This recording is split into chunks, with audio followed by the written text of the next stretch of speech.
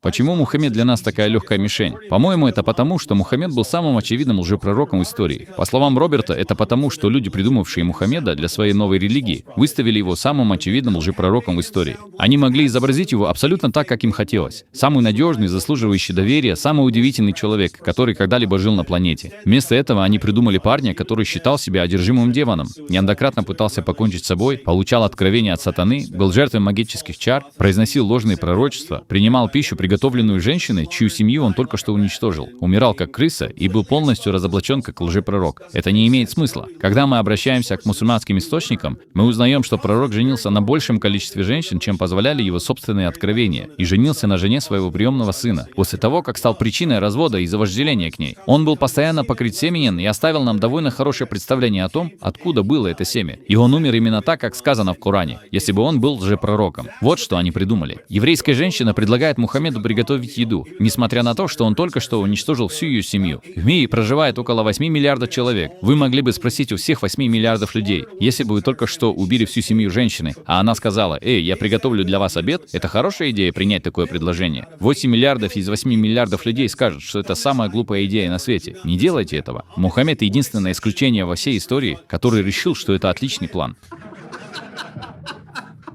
Яд разъел внутренние органы Мухаммеда, и он умер в ужасных муках. Посмотрите, что сказал Мухаммед, когда умирал. «Я продолжал чувствовать боль от кусочка, съеденного в кабаре.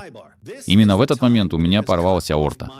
Почему это такая странная деталь, если вы сочиняете историю о Мухаммеде? Потому что, согласно Корану, именно так было сказано Мухаммеду, что он умрет, если окажется лжепророком.